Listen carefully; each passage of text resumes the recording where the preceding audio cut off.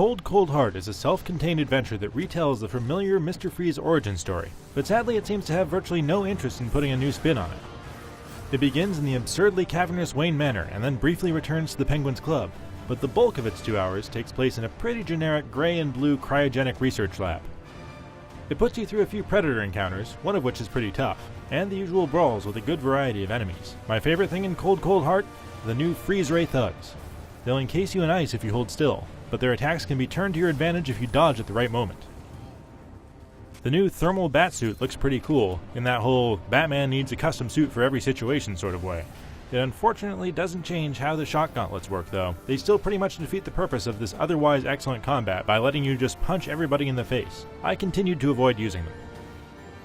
Oddly, Cold Cold Heart does away with the glue grenade gadget and doesn't replace it. It just gives you one fewer weapon to work with.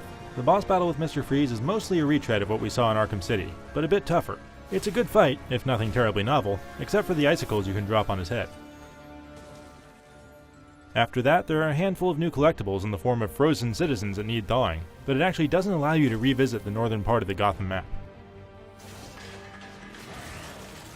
More Batman is always good, and freeze rays change up the brawls in interesting ways, but I'm disappointed that Cold Cold Heart doesn't do anything new with Mr. Freeze's story or boss battle.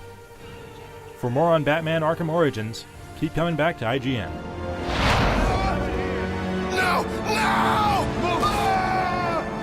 Hey! Here!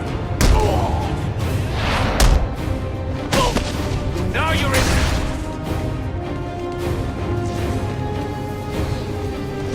Hey! Follow me! I got him!